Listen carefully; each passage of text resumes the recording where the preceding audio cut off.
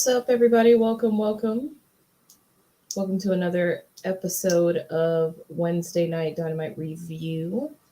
I am your hostess with the mostest, as always, Divine Intervention, joined by All Elite Joker, who surprisingly was not the men's Joker entrant, contrary to popular belief here on Wednesday Night Dynamite. Sorry to all of my doting fans. I also thought it was me, so we'll get her next time, though. Yeah, we'll get her next time.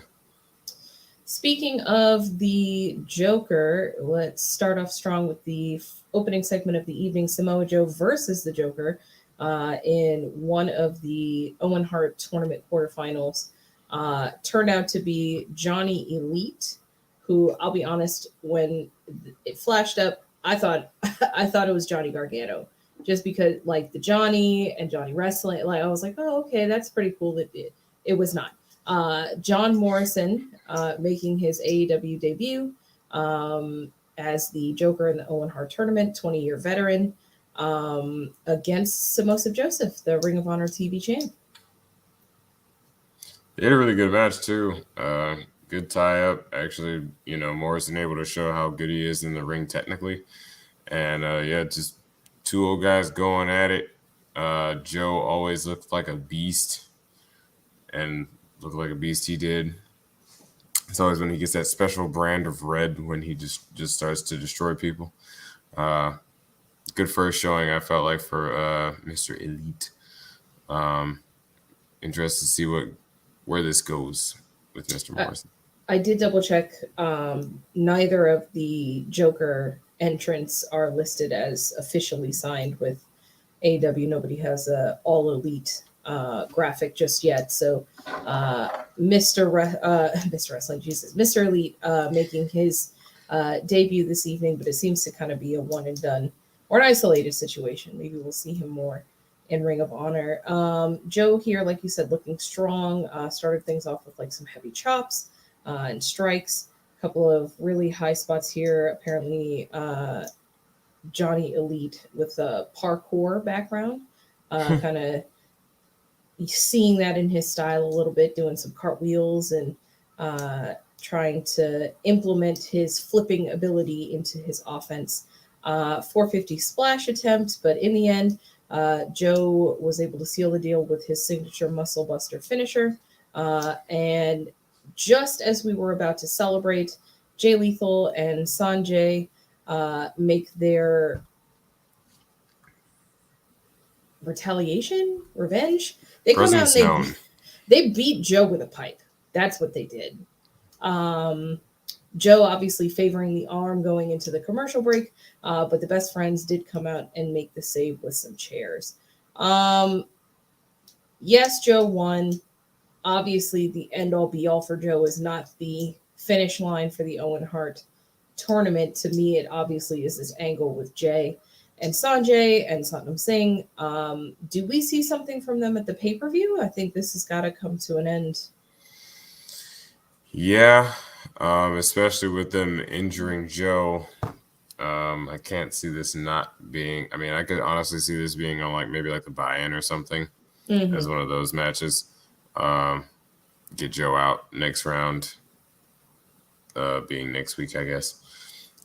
Or even just, from injury reasons, he's not medically cleared, but, have him come out on Rampage and be like, I'm cleared now, so I'm about to whoop all y'all on Sunday, So I don't know which route they're going to go with it, but we obviously knew this was coming at the end of this match. I'm glad, of course, Joe got the win. Yeah, I think the right person won, absolutely. Curious to see, as far as Joe is concerned, obviously he's very prominent, but the numbers game is huge in AEW. If you don't have friends, then, you're not going to get very far. The best friends were here to make the save this time, but I don't think that they're solidly in Joe's corner. I wonder if there's anybody out there. Does Joe have any friends in AEW? We're going to find out. Joe doesn't have a whole lot of friends in the first place. So it's gonna be real hard. It is going to be very difficult. Elvis, always good to see you. Thanks so much for joining us.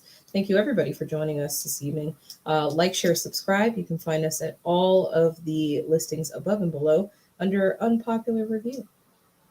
Mm-hmm. Do it. Moving on, had a brief promo. Obviously, Jeff Hardy versus Adam Cole, baby. That's the one. Listed as our main event this evening. So a small promo to kind of plug and lead us into the main event, for the rest of the evening.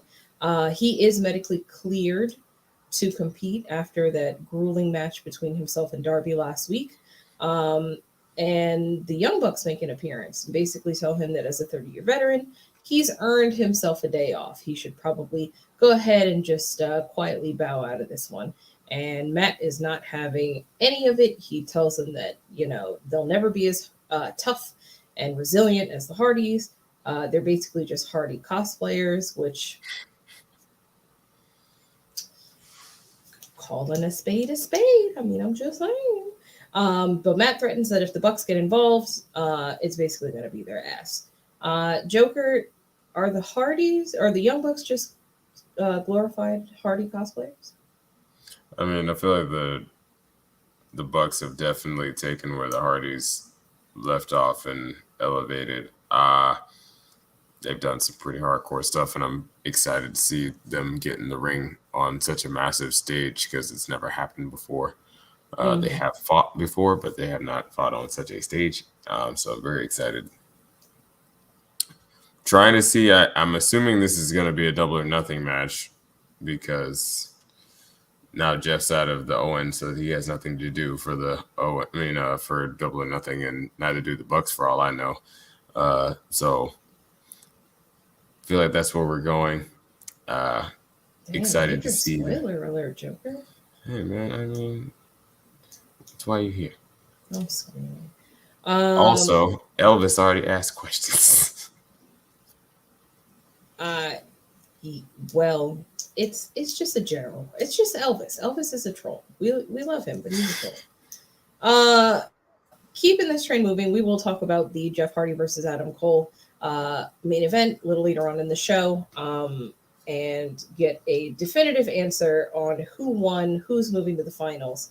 But first, had a match with our AEW heavyweight champion, Hangman Adam Page. I'm just trying to enjoy it and savor it while we still have it.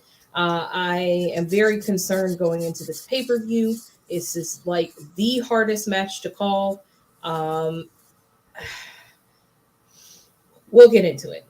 Hangman Page versus Konosuke Takeshita, Ring of Honor newbie, actually. Like he's pretty new.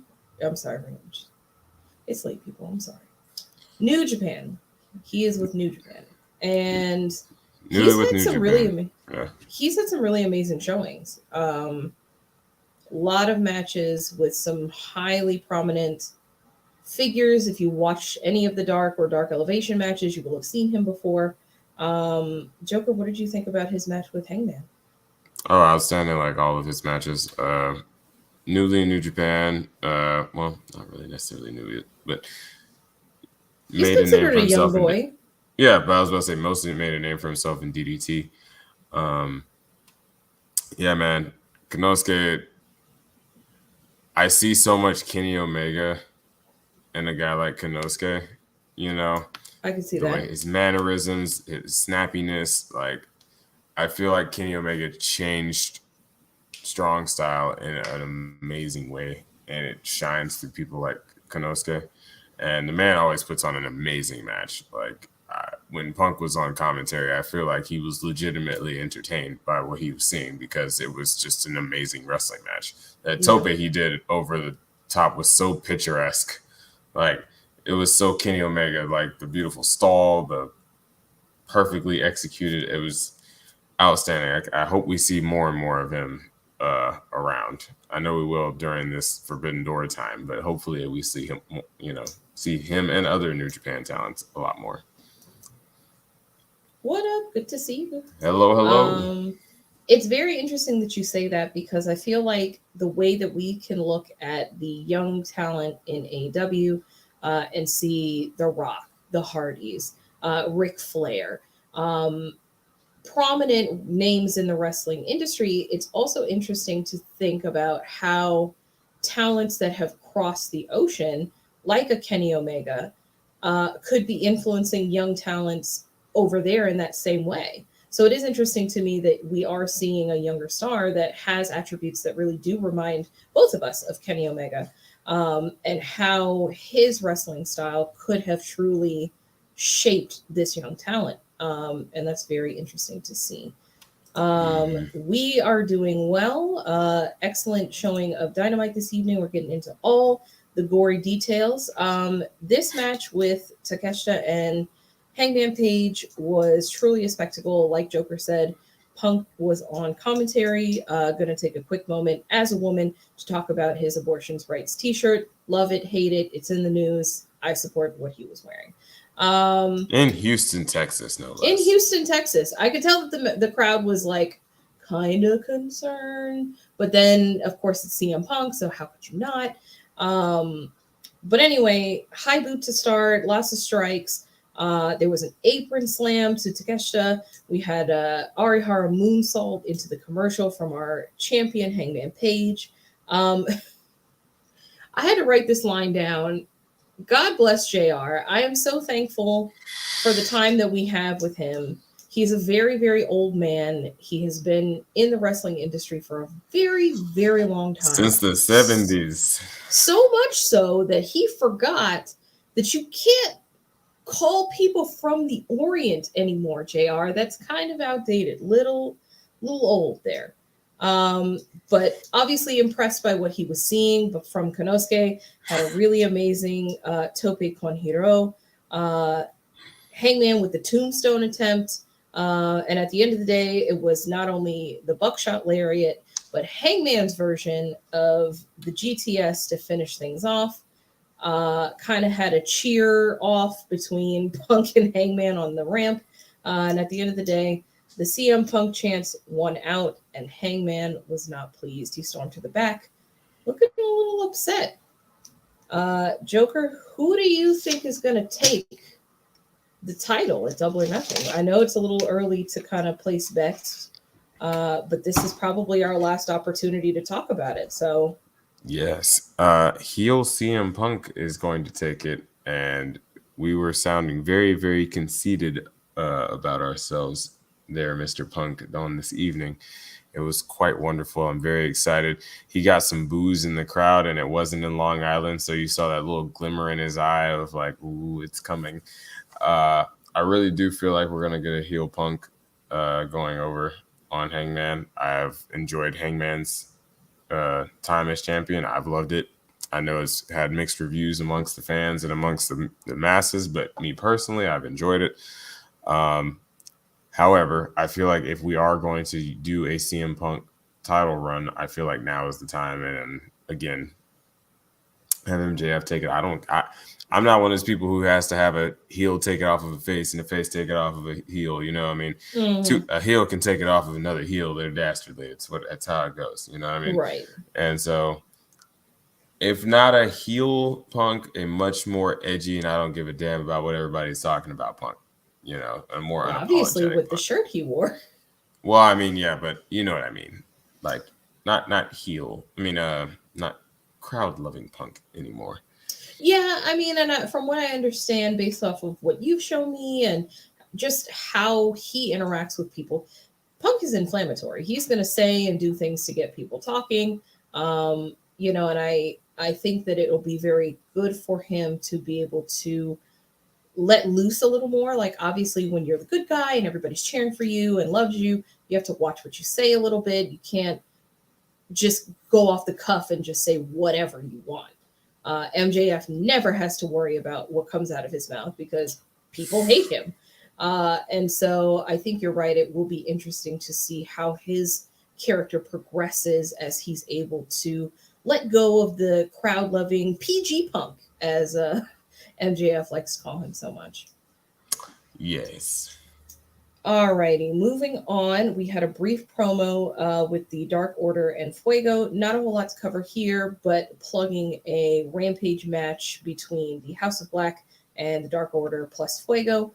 Obviously, the Dark Order coming to Fuego's aid the past couple of weeks as he laid prone at the top of the ramp, prepared to be sacrificed in the name of the House of Black. And so Fuego, I just want to show mad love for Fuego because he is like a dark talent as far as like someone who's used to losing to people who are higher up on the pecking order. And that's fine. Fuego, I'm sure, knows his role and all that.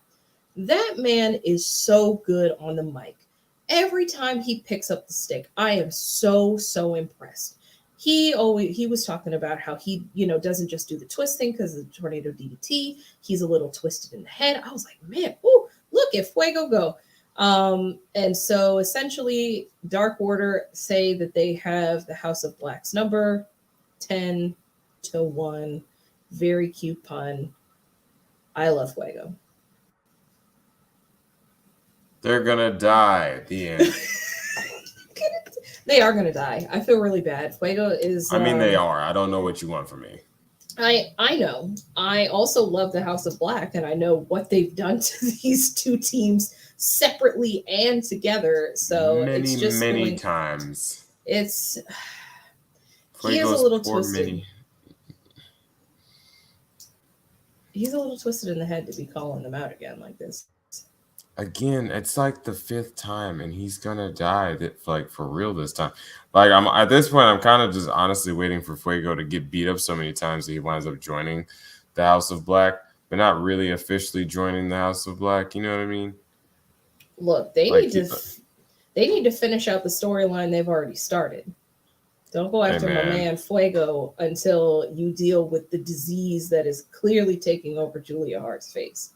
Yeah, I mean, that definitely needs to be a thing. I was hoping that was going to be over by now, but it's not. That needed to be a thing like 3 to 6 weeks ago, depending on who you ask. I was going to say 3, so yeah. Yeah, I know. All 6 for you. Look, I'm not a patient woman, so yes, it should have happened far longer than this. But when you can see it out from underneath the eye patch, and it's just like, okay, guys, come on now. Either she's embracing the dark side or she's not. I also I don't know how I felt about that whole damsel in distress thing. Like, no, I don't want to turn here. Ma'am, it is almost halfway eating your face. Just be bad. Just be a bad guy. Fair. Moving on. Keithley and Swerve. This particular match was not heavily advertised. We did not know about this match going into the episode. I think they just posted it on social media like an hour or two before the airing of the event. But Keithley and Swerve, their tag team is taking off versus the Workhorsemen, which of course is JD Drake and Anthony Henry, for those of you who have not been keeping up with your Dark and Dark Elevation. Or Ring of Honor. Or Ring of Honor. That too. Keith and Drake started off the match. Honestly, it was a dominant show. There's not really a whole lot to go into here. It wasn't about the match. Swerve and Keith got to just pretty much play with their food.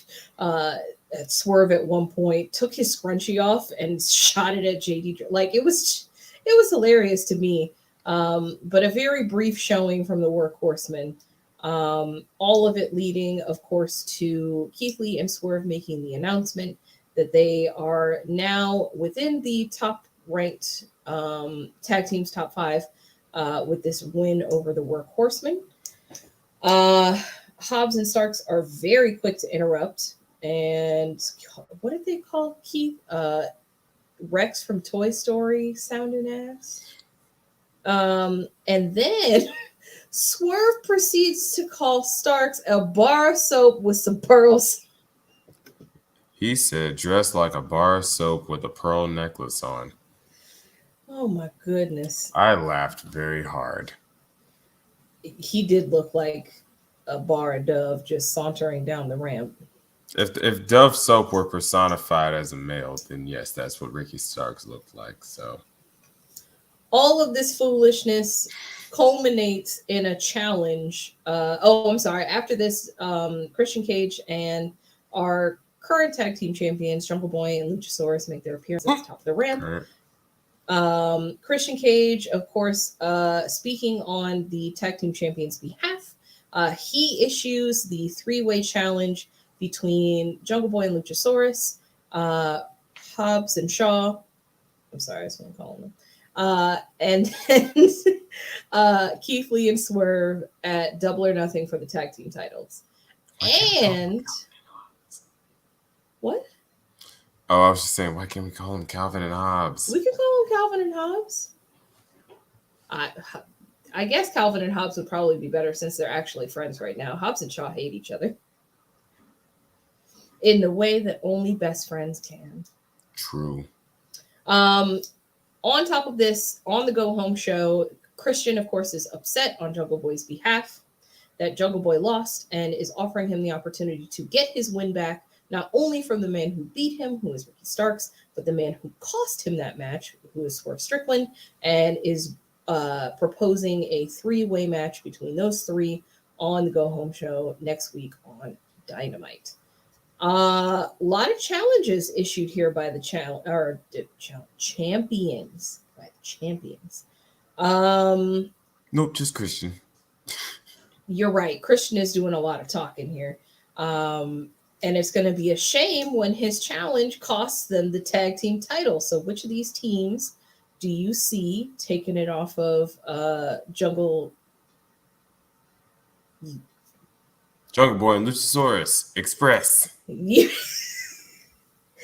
Jurassic Express. I was about to say Jungle Express. It's like, wait, Jungle Express. You know, I don't know why, but it seems to be what everybody wants to call them. So maybe they should. We should start a petition to say that change their name to Jungle Express. I'm okay with calling them that just locally because saying their names out takes way too long. Right? Jungle Express is so much faster. All right. So henceforth, who's taking it off of Jungle Express? Oh, I almost said something I wasn't supposed to. Lee and Swerve. I think so. Yeah, I mean, Calvin and Hobbs, no. Plus, Starks has, of course, the FTW championship.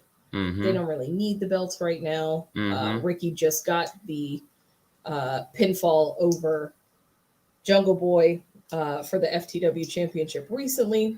Yeah. And obviously, I guess that means that does Jungle Boy get the win on the Go Home show then?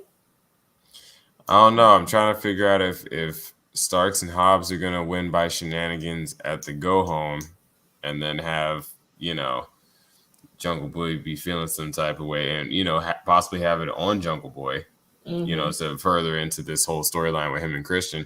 Mm-hmm. And then only for him, for them to lose it on the, tag team titles on Sunday just to jumpstart this whole Christian versus Jungle Boy thing. So, Christian could tee off on Jungle Boy and then we can have a whole thing.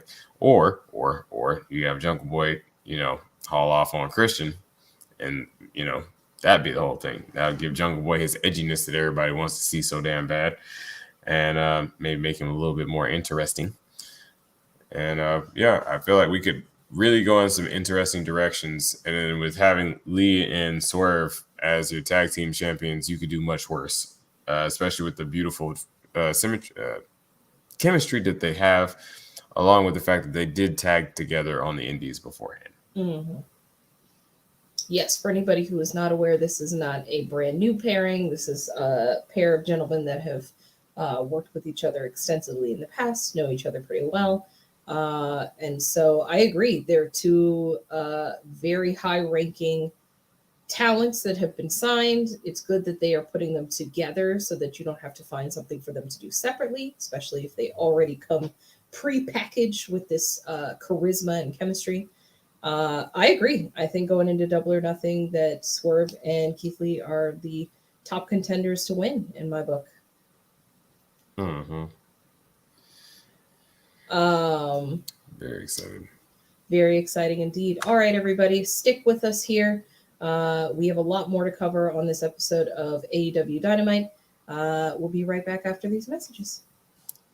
So now we move on to Alba Fire.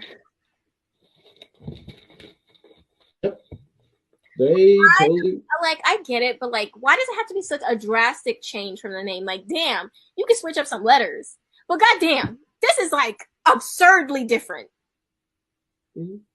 I'm sorry, I didn't mean to curse, but I'm so frustrated. No, it was actually kind of cool. It's fine. To Alba Fire, I feel like that's a huge jump. I don't know. I think so much, but I'm at a point now. But I think and I think for you, it's not even the name change. It's just the drastic, like it could have been K something, blah blah blah. What she said, she was like, "Yeah, known to me, but now I go back to my roots, and now I am Alba Fire." Ha ha ha! I don't know why I made it sound like Boris and Natasha from fucking Rocky and Bullwinkle, but carry on. I can't stand you. Welcome back, everybody. Thanks for sticking with us. You can catch Bad Guy Jack and the Good Captain Tuesday nights for NXT and their review segments. You can like, share, subscribe. Catch us at all our social medias above and below. Do it. Or else. All right. Or else.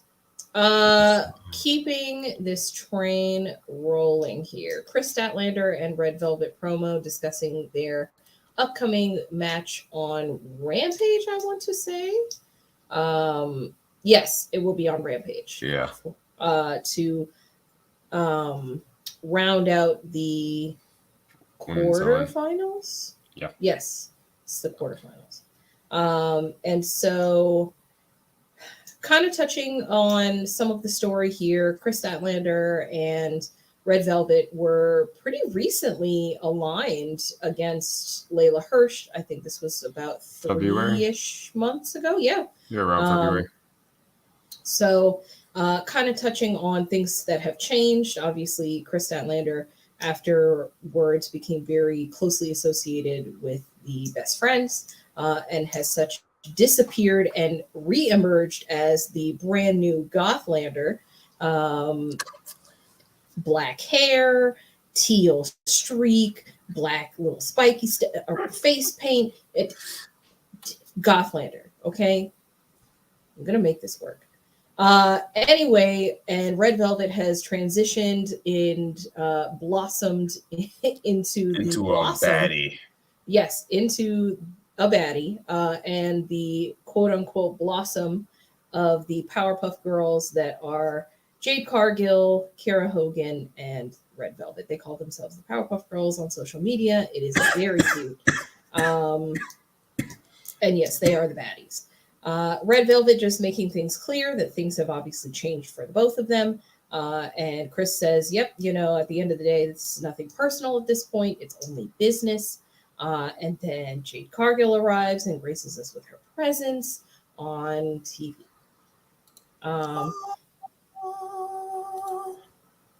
Outfit looking absolutely amazing. This was not the outfit she was wearing, but just imagine it. Bask in her glory. Bask in it. And so she kind of makes a pun about, obviously they need a real leader, playing off of Take Me to Your Leader, since Chris Statlander had an alien gimmick before this, for those who are not aware. And at the end of the day, she gives her signature line, Tony, cut the shit. As she was walking out. Gotta get it in there. Absolutely. Can't let Tony Schiavone off the hook. Pretty straightforward segment here, obviously plugging the match that we will get from them in 2 days' time, and giving the TBS champion a couple of moments on the flagship show. So at the end of the day, for me, 10 out of 10. And we had multiple women's portions today, which was wonderful. Yes, there were a lot of women's segments this evening. This was just one of a few. Keeping things moving here, had one of, personally, my favorite segments of the evening. And it's not for the reasons that you think. MJF gives Wardlow his 10 lashes, one of the trials that he needed to get through to face MJF at Double or Nothing as promised. MJF has a whip crank. Oh man, that guy's right. I don't know who said that, but he was correct. Somebody's out here saying stuff. Somebody's saying stuff. Let's run down through some of the highlights here really quickly. MJF comes out and cuts a promo, essentially gagging on the name of Texas. Can't even say it. And reminds everybody that Wardlow is not allowed to retaliate in any way. If he lays so much as a finger on MJF, he will no longer be allowed to have the match. He will not sign with AEW. But don't worry, he'll let him keep his job that he already has, because he still needs somebody to shine those shoes. Wardlow,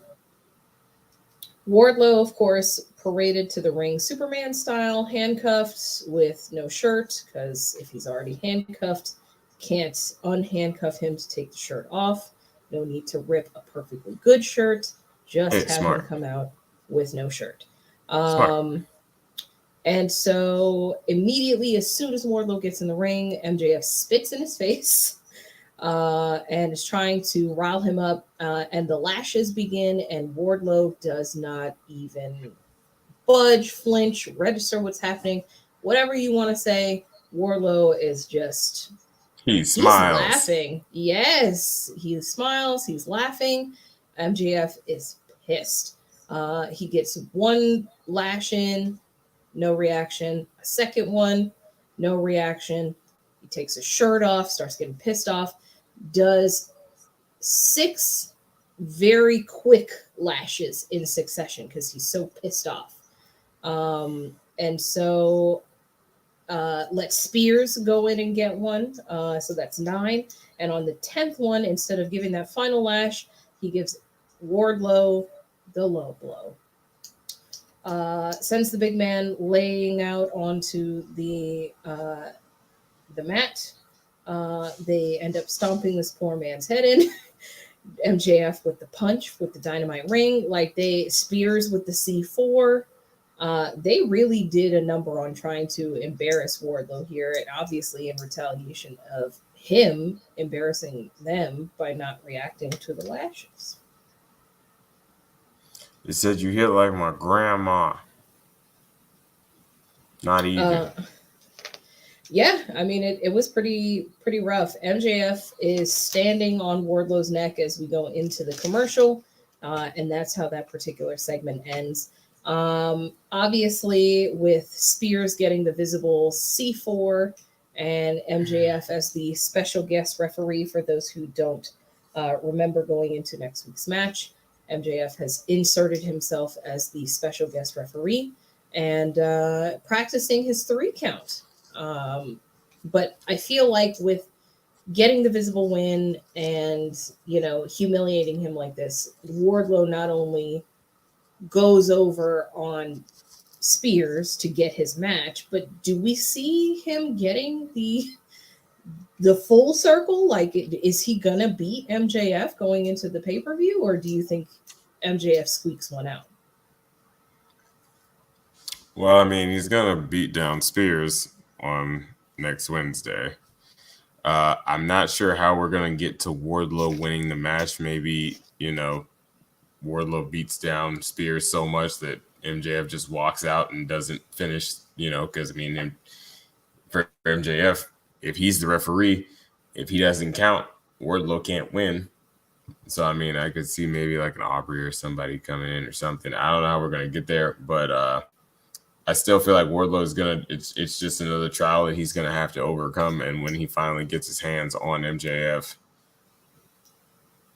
I don't know if he's necessarily going to beat Max. I'm going to be honest with you. He's going to beat the hell out of him. He's going to beat the ever-loving piss out of him.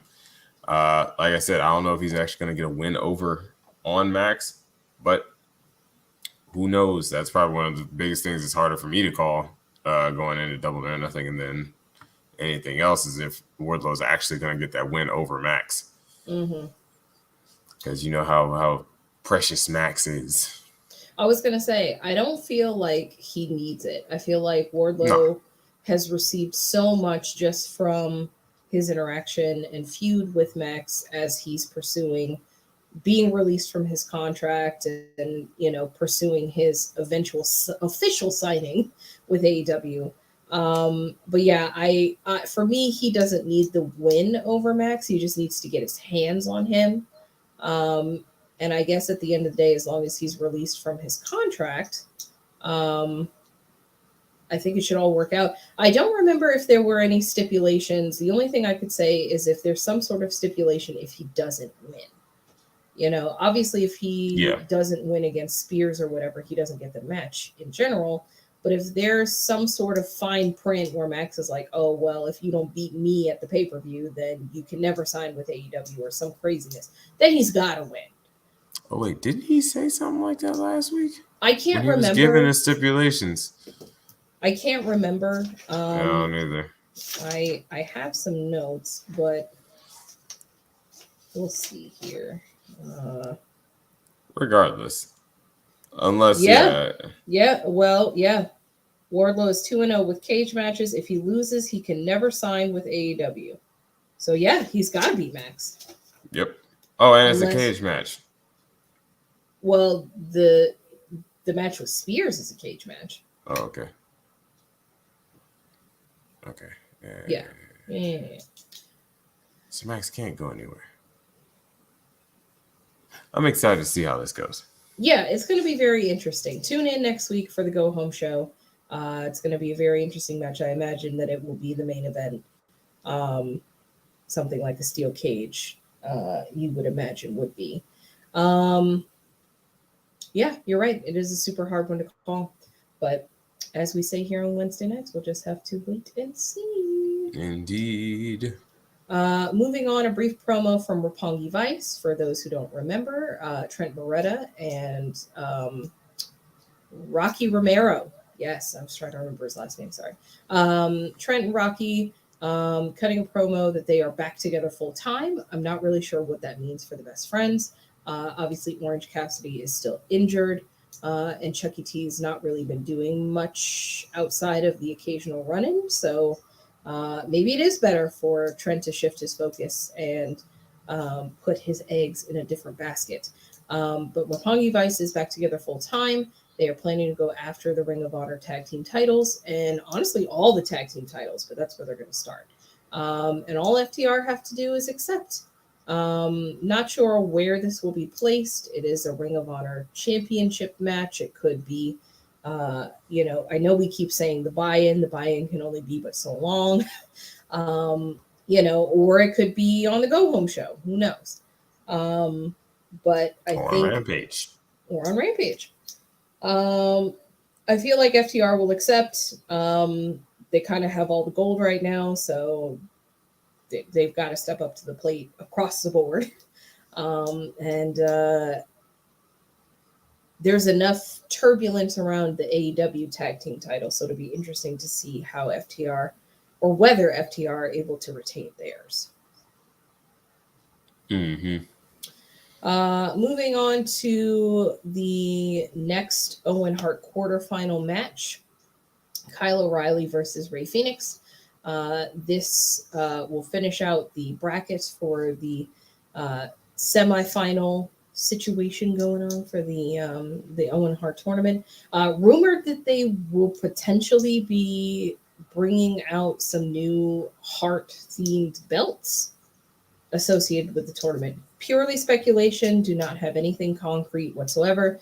Just kind of heard through the grapevine of wrestling social media that it is rumored that there will be some titles to go along with the winners of both the men's and women's Owen Hart tournaments. If that's the case, Joker, I know we kind of talked about it yesterday when we found this out, but do you see this as like MJF's ring, where you get it and you just hold on to it for a year, kind of like Miss America style? Or, if it's a belt, you would want them to be like fighting champions. So I wonder, where does this fall in the pecking order for you? Like, there's so many ways, like so many places they could go with this belt, especially depending on who they're going to put the belts on. because it could be like a traveling belt. It could be the belt that they take and go wrestle in other, promotions, strictly. Like if Ring of Honor is going to be its own thing, it could be just some more titles, some, lower card titles, or even just something else. I don't want to say lower card title, but like the working titles, right, that get defended the most across both, so it'll be very interesting to see what they do with these titles, or if they are going to be more of a, MJF situation, like with the brass ring. I'm very interested to see what those are truly going to entail. Agreed. Well, as long as it doesn't get tossed around like the 24/7 championship, then we will be in good shape. Lord help us. R-Truth is the 99-time champion at this point. He's got to be the 1,545th time champion of the NCAA, TV, TBS, ABC, NBS, 165-day championship title. Shout out to R-Truth. I'm here for it. R-Truth is a national treasure. He's a national treasure. Like he's an underappreciated gem. He always makes me laugh whenever he's on my screen. It doesn't matter what's going on. Before we get into the juicy details of the match that finishes out the Owen Hart brackets, stick with us and we'll be right back after these messages. But here's the thing I'm a rip right now. Okay. So give me a second, Dice. Can you indulge me as I take them back around the blocks with Mike Knox? If one more wrestling fan tell me that, I love me some New Japan Pro Rockin' Wrestling, and that's a big-ass announcement, I don't know what the fuck I'm going to do. What the hell? That was his big announcement, guys? That, we're gonna have Jay White come out. I love Jay White. I do. But you're going to stop telling me you got a big announcement every single week. He was already there. He was already fucking there. Let's stop acting like New Japan and AEW didn't already have a partnership. Stop it. You shooting blanks right now. I'm so sorry. Mike Knox, a hard man to please, but you can catch him on Mondays, I believe. Hey man, hate Nazi. Yep. Around the block with Mike Knox. Catch us on all social medias. Like, share, and subscribe. For those of you who don't know, Forbidden Door pay-per-view is taking place on June 26th. It is the crossover show between AEW and New Japan. It's kind of a big deal. It definitely sold out way faster than not only Joker and I anticipated, but the critics as well. So despite Mike Knox's general displeasure at Tony Khan's big announcement, it's a bigger deal than he's given it credit for. Yeah, a lot of people bought them tickets very quickly. Yeah. I think the pre-sale sold out in 14 minutes. Yep, 12,000 tickets sold out. 14 minutes. In 14 minutes. The regular sale sold out even faster. Absolutely. And look, fun times. Not to compare apples to oranges, because I know they're going to be those in the comments. WWE sells 10 times the amount of tickets. You're right. You're absolutely right. But WWE's also been around 10 times as long. So let us have our achievements. This is a big stepping stone for AEW. Huge, huge pay-per-view. And anybody who's a wrestling fan would be doing themselves a disservice by not watching it. It's good wrestling. Speaking of good wrestling, this match between Kylo Reilly and Rey Fenix was a low-key banger. By the end of this match, the front of Kylo Reilly's chest resembled Bryan Danielson. For anybody who's familiar with his matches, he showed a lot of color from getting beaten down. Like, he looked real hurt. But not, in the I just fought a really grueling match kind of way, not in the, I'm legitimately injured kind of way. Found out through the Control Center segment on YouTube that Kyle O'Reilly is the only Canadian in this tournament.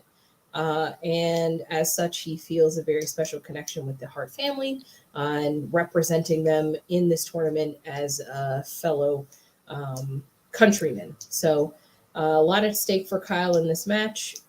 He fought tooth and nail against Ray.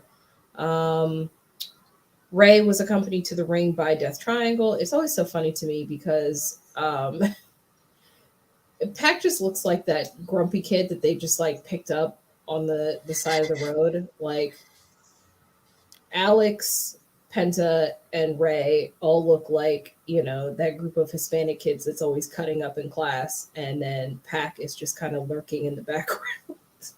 Right, so he's just an angry ass friend that they're like, you can hang out with us. I guess. Ray did this crazy tope front flip through the ropes situation. Like, anytime Ray gets in the ring, I'm always concerned for his safety. Not because he's an unsafe worker, but just because he just like Darby, puts his body on the line. Like, he throws caution to the wind. He does not care. He's just going to commit to throwing himself through, under, over, whatever he needs to get the job done. A couple of crazy spots here. Ray was favoring the arm and leg throughout the match. He did a Hurricane Rana on the inside of the ring. Kyle with some crazy butterfly suplexes. I'd never really seen that before. Ray with another Hurricane Rana, but this time throwing Kyle outside of the ring onto the floor. Kyle then snatches Ray from the air and does this really wicked looking arm and leg lock for the win, and really exasperating the injuries that he was kind of playing on throughout the match. Kylo Reilly, of course, your winner, moving on to face Samoa Joe. Yes. And whoever wins the main event, which we still don't know, Joker, will face... Spoiler alert on the review show. Well, for those who didn't watch it. That's what we're here for. I'm screaming. Right person won this match for you, I'm assuming? Yeah, like you said, slick barn burner in the background over here. There's a very small list of wrestlers that I will watch that legitimately pretty much every time they get in the ring make me scream in terror for their lives. Darby Allin, Ray Phoenix, Dante Martin, not as much, and Jeff Hardy, obviously, my entire life. Ray... Yeah, I mean, they're all great at what they do, which is terrify everybody that watches them wrestle. Ray has this amazing ability to do things mid-air that make absolutely no sense from a physics standpoint. Like he did a tope con hilo through the middle ropes, which is something that you usually do over the top so that you can get the front flip in. But he made it all the way through the ropes before he started to flip, and still hit Kyle perfectly dead on. Like you said, just complete caution to the wind, just like Darby. I think that's why so many people were excited for that match last week with Dante and Ray. But just absolutely a standing match. I feel like a lot of people forget how good Ray is technically, as well as, his high flying, because everybody thinks of Ray Phoenix, they think about it as high flying antics, which is what you should think of because he's the best at it. Mm-hmm. But he showed that he can also go very technical with Kyle, with a lot of reversals and he did this crazy thing where he basically put Kyle in an Alabama slam, but then flipped him, popped him up, flipped him around, and basically him with almost like a Falcon Arrow. It was amazing. Actually, no, more like a powerbomb. I apologize, but just great to see these two guys go. Like you said, proof was all over Kyle's chest at the end of the match. Grueling match, well earned by both gentlemen. And honestly, I wouldn't mind seeing it again one day. Give me Red Dragon versus the Lucha Brothers any day of the week. I think that would be good. And it's interesting, too, because I feel like Kyle is kind of coming out of his shell. I feel like the signings of both Kyle O'Reilly and Bobby Fish were like they debuted to less fanfare than, say, a Swerve Strickland, Keith Lee, Bryan Danielson's of the world.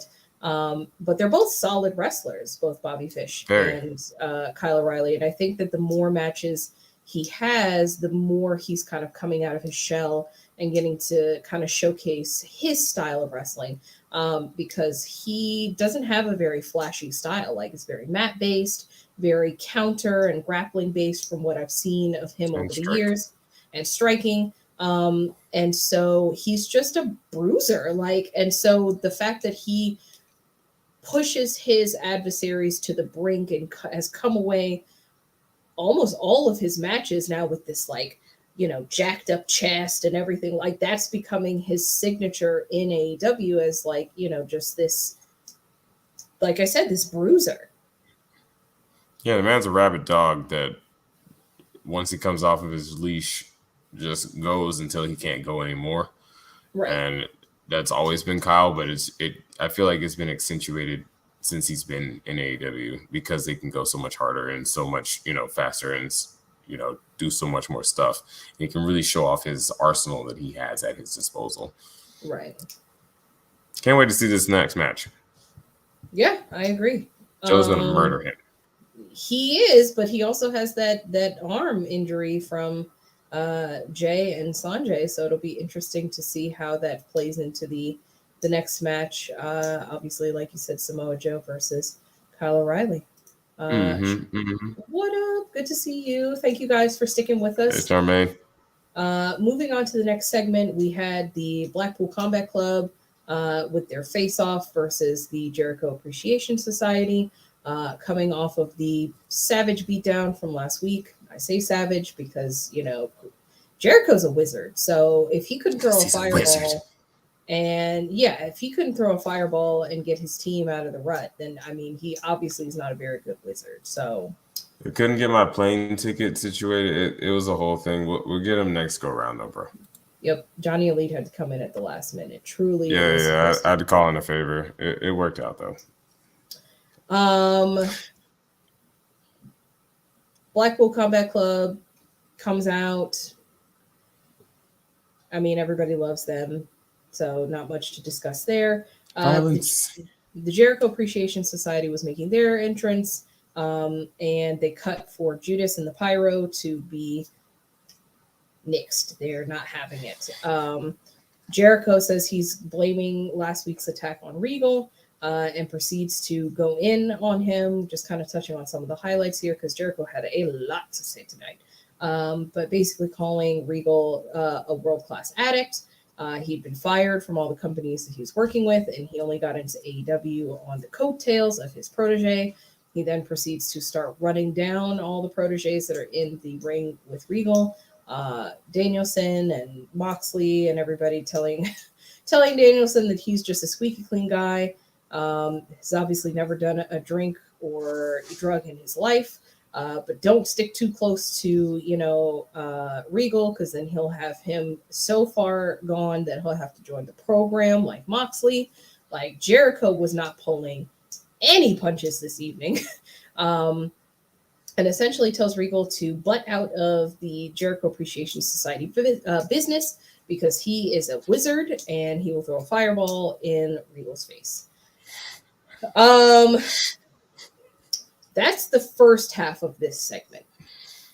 The second half of it, Joker, anything that you want to say about the jazz portion of this segment specifically before we move on to Regal's half? I love Jericho the Wizard. That is all. He's a goddamn because I'm a wizard. It's like it's always the look to the hard cam with the eyebrow. Because I'm a wizard. Like he was missing the tassels. He's so stupid, and I love him so much. I need him to come out with like a staff or something. It's Double or Nothing. Like I need him in like full like Gandalf regalia or like Merlin something. Give him a wand, something, please. Like I need him to like just lean into this even more because Jericho's one of those few people that can get away with something like this and it be over. You know what I mean? Like. And I know it's because Jericho does not take himself seriously. He never has. Right. He takes his craft seriously, but he doesn't take himself seriously, which is a very important distinction. And so, yeah, man. anytime we get Wizard Jericho, it's I can't. It always makes me laugh. I can't help it. Like I don't want to laugh at it. It's stupid, but it makes me laugh, and it's Jericho, so I can't help it. I think it's funny as fuck.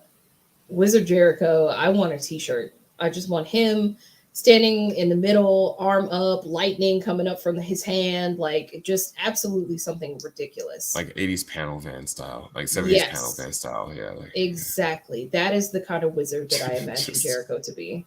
Yes.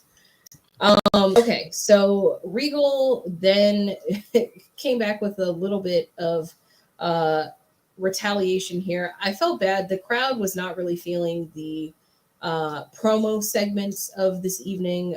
This and a couple other segments suffered a little bit from the Texas crowd not really wanting to sit and listen to anything. They just wanted to see the action, which they paid their money. So they're right. But Regal said, hey, look, you've made some fair points about me in my past. But I just wanted to let you know that anytime that we weren't fighting, I was brushing my booty hole with your toothbrush. And proceeded to then let, oh my God, I can't even, thank you. I'm like, I can't even remember their real names anymore. Daddy Magic. But yes, Daniel Garcia was then also informed by Regal that his toothbrush had gotten the same treatment just last week. Jericho is pissed, of course, and is about to challenge them to the annual Stadium Stampede that has been a part of Double or Nothing for the past couple of years. Obviously coming up on the third year here. And Moxley was very quick to grab the mic and said, he's not doing that shit. I ain't doing none of that sports entertainment bullshit. Yeah. Moxley then, of course, cut a scathing promo, essentially calling for anarchy in the arena, stating Stadium Stampede was from a different time, a different era, which I think he is right.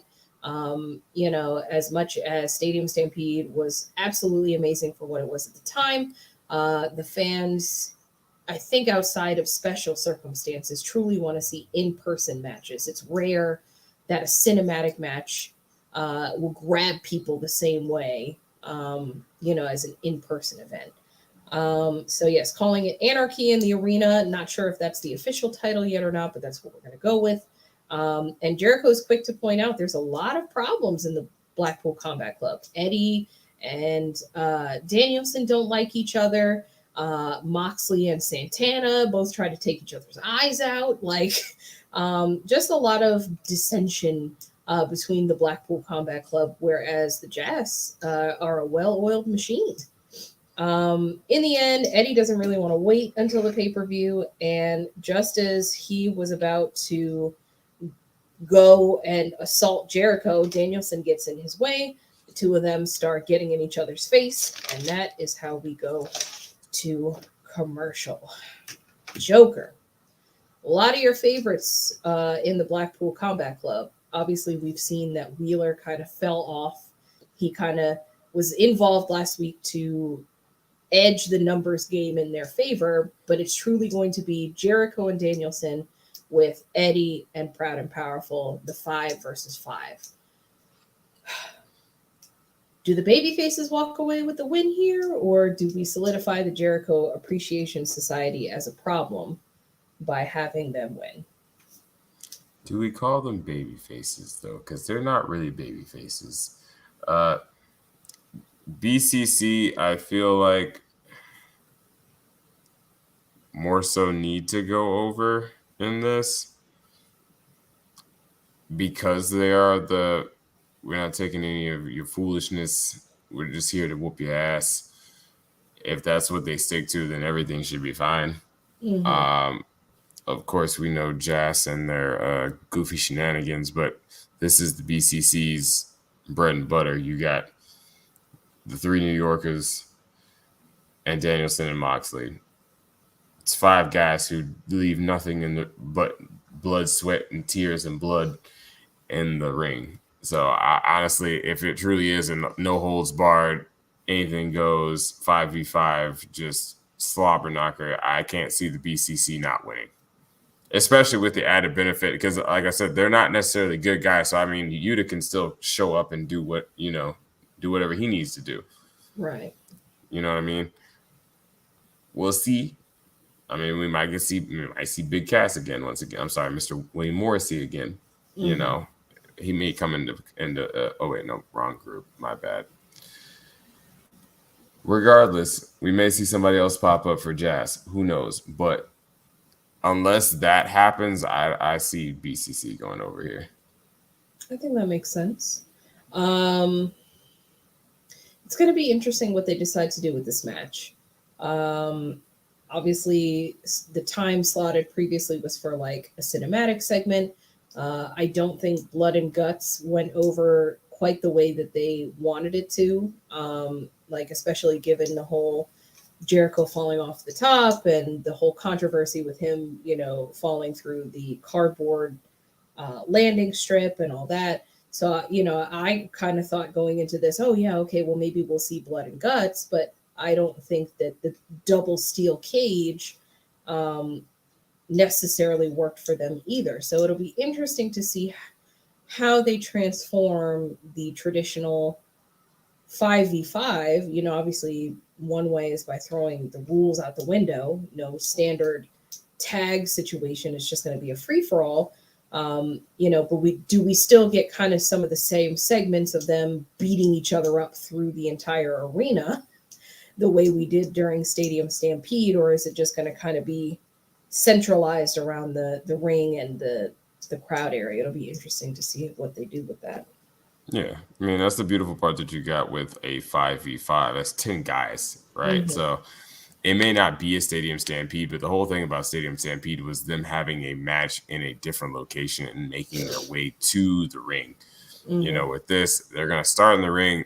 Because it's an anything goes, they can spread out amongst, throughout the crowd and everything and still come back into the ring, but still be within the confines of the inside of the arena.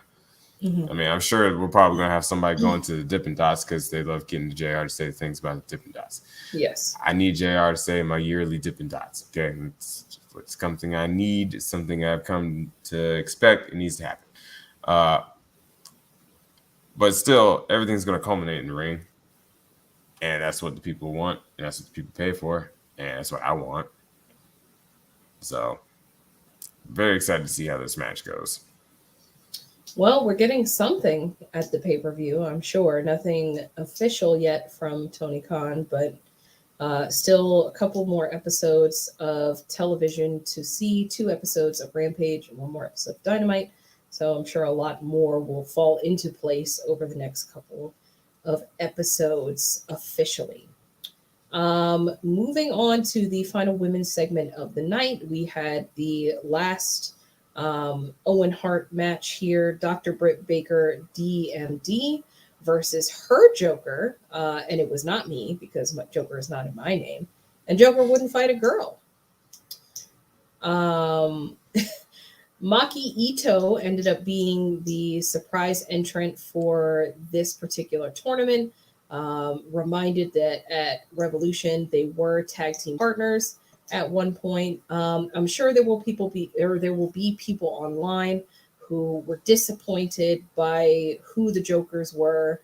That it wasn't an official big time debut and all that. But bear in mind, just like I said, only a couple more episodes between us and a big pay-per-view. So to me, it makes sense that they would hold on to their cards. Pun somewhat intended, considering the theme of Double or Nothing, going into the pay-per-view. So while some people may have called, even us wanted to see Athena in this particular segment, if she was coming in to lose, obviously I wouldn't want her to do that. So maybe it makes more sense for her to debut elsewhere. Just keep those things in mind, everybody. All in due time. But like I said, Maki Ito coming in, I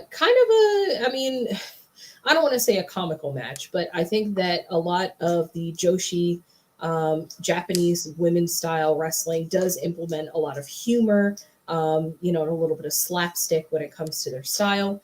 especially Ito coming out and singing her songs and giving the middle finger. Like she's a bundle of joy. I love her a lot. But Baker comes in with the hug and tries to essentially get her to lay out and get the victory over her almost immediately. And Maki does a reverse cradle. Maki ends up giving her the middle finger. A lot of back and forth here. Ito, with a very, very hard head, does her signature diving headbutt. But in the end, Baker gets the lockjaw for the win, and Toni Storm interrupts Britt Baker's victory. And these two were staring each other down in anticipation of beating the crap out of each other. Joker, your thoughts? Love Maki Ito, the fire idol. She was an idol before she was a wrestler in Japan. Very, very fun. And yeah, Japanese wrestling, there is a good bit of humor that is incorporated into it, along with the hard-hitting style. It's one of the things I enjoy about it. But I know it's not everyone's cup of tea. But Maki's always been a very comical person, no matter, in the few times that we have seen her here in AEW, which is why I feel like a lot of people do enjoy her. And I agree with what you said. No need in, playing all your cards days before the biggest pay-per-view of the year. Save it for the pay-per-view and the, subsequent Dynamites and Rampages thereafter. Yep. I'm sure we're going to have more developments, like you said, in the next 3 installments. And, it's just including the TV stuff. They do add, incorporate things from Dark and Dark Elevation as well. So we do have a lot more to come before the pay-per-view. Enjoyed the match, had a great time. I'm excited to see what developments come of Miss Storm and Miss Baker. Very much, DMD. I think Tony's gonna go over here, I would imagine, since she's A, new, and B, Tony freaking Storm. Still want to see another match between her and Hayter, though. Not gonna lie. Mm-hmm. Not gonna lie. I hope that's not over. And maybe something will happen to reignite that either here or at the pay-per-view. But very excited to see what happens next. I agree. I think someone like a Toni Storm, if belts really are on the horizon for this tournament and the men's version as well, I think that she'd be a great candidate to hold a belt like that and bring some prestige and like her resume to the title. She's got a pretty long list of places that she's performed and, different companies that she's worked for. And so I think she'd be a super strong champion of any sort. So I too think that she will go over on Britt. As we were moving away from the ladies here, we were told that Tony was in the ring. And normally they tell us who he's going to be with. And I thought it was very interesting that they were just like, oh yeah, we're cutting to Tony Schiavone. I'm like, oh, that's interesting. Tony, of course, plugging Double or Nothing, the pay-per-view that's coming up, that everybody should buy it because it's awesome. And Serena Deeb interrupts. It sort of makes sense. She is feuding with Thunder Rosa, who is a Texas hometown hero. And essentially Deeb is pissed because she has heard what, she watches the product. This is the one thing that I like about AEW is that, if people are talking shit, everybody watches the product. Like they're going to find out. So this kind of plays on, not the trope, but the understanding that, people have eyes and watch the product that they work for. So Deeb is very upset because she heard Tony and several other people saying that they don't think that she can beat Thunder Rosa. And she calls out Dustin Rhodes, who is usually just behind the scenes, helping with the layout of the show. Dustin has not only an on-screen presence, but a big backstage presence as well. And she gets in Dustin's face and is upset and basically wants to know why he thinks she couldn't beat Thunder Rosa. Again, as I said earlier, this was another one of those talking segments that kind of suffered from a restless Texas crowd. A lot of what and, interruptions and stuff for her. But I think she navigated it pretty well. Dustin, of course, doesn't really say much to her. And Deeb essentially says, well, I'm not surprised because you don't have the balls to tell me, why you think XYZ. In the end, was to get Thunder Rosa to come out and defend her mentor. Pop from the Texas crowd, of course, because like I said, she's the hometown hero. And Dustin wastes no time and scoops her up, doesn't even let Rosa get close to Deeb. Then Rosa accidentally gets him with the elbow shot. She gets dropped, and then Deeb hits her with the title and retreats to the back from there. I am glad that Britt's title reign has ended because it was time. However, I still feel like Britt is, of course, the bigger deal in comparison to, like, as much as I think that Thunder Rosa is amazing, she's doing wonderful things for the women's division. Like, she doesn't need to be in these talking segments. She needs to be wrestling because that's where she kind of, like, that's where she won me over, is in the ring. Yes, she has this fiery spirit. Yes, she, is a leader in the locker room when it comes to the women's division. But for me, a lot of these talking segments have kind of missed. And I feel like her championship reign is suffering because of it. Joker, where do you stand on Thunder Rosa's title reign? No, I pretty much agree. And you and I have both talked about this many times where Britt almost is, even with her holding the title for so long and bringing so much prestige to the title, Britt is still bigger than the title itself. Mm-hmm. And the void that was created when she lost it is still there. And I feel like it's one of those reasons I've been, yearning and longing for somebody like an Athena or somebody who can come in and really take the attention away from Britt and put it back on the title itself. Mm-hmm.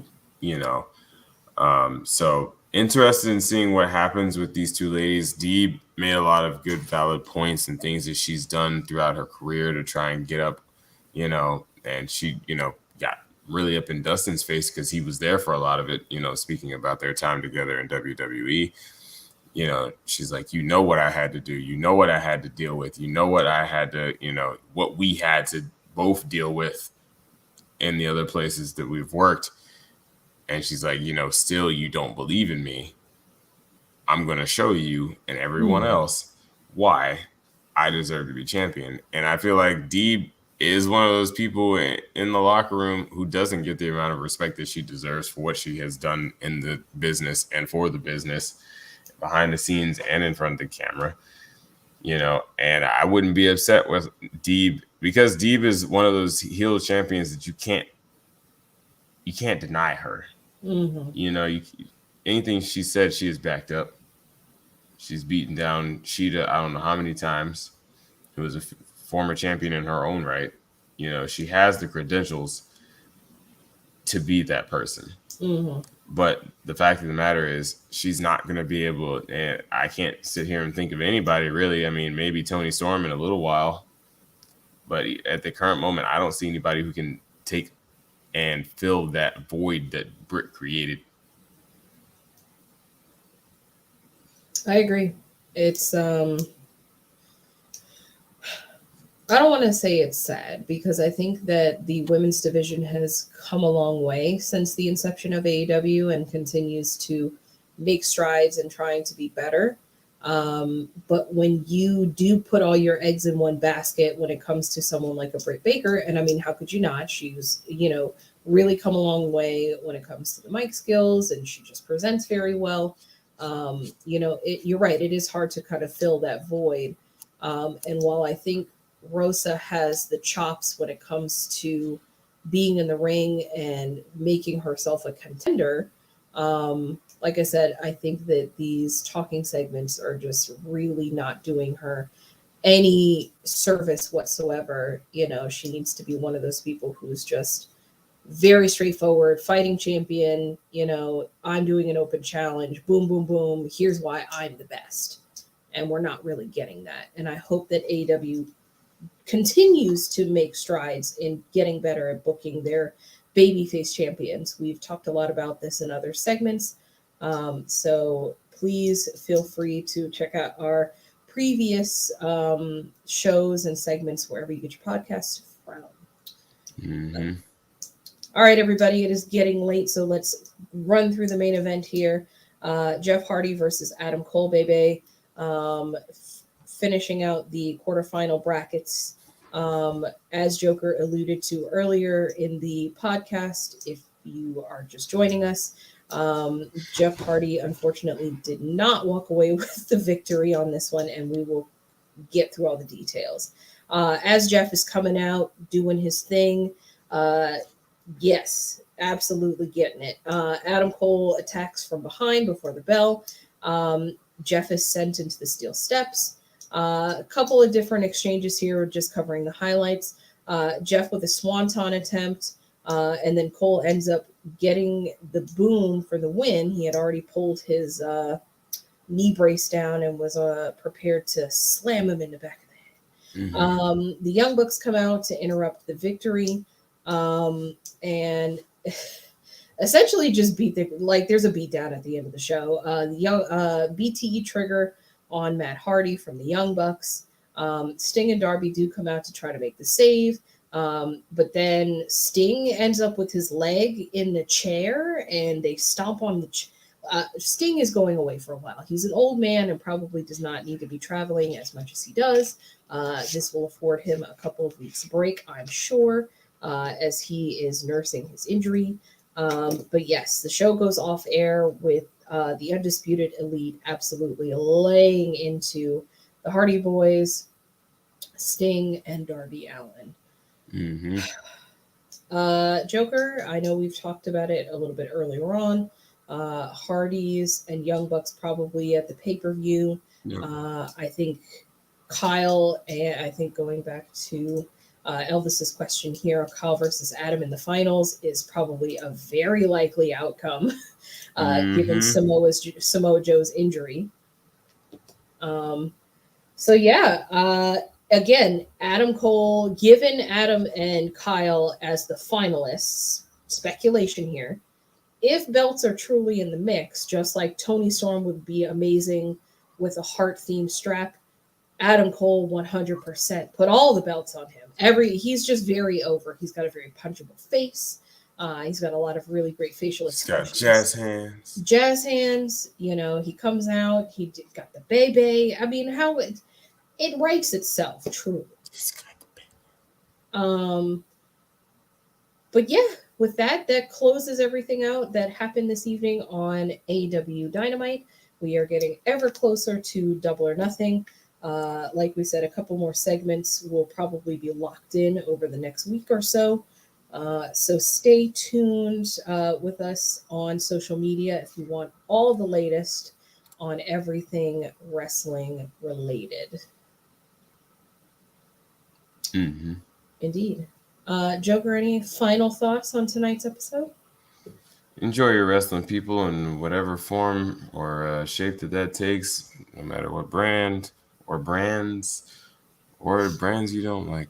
But enjoy wrestling and have fun with it. Absolutely. Well, as always, I'm Divine Intervention. He's All Elite Joker. Catch us on Wednesdays for the breakdown of AEW Dynamite, and we'll see you fine people next time. Peace. Woo!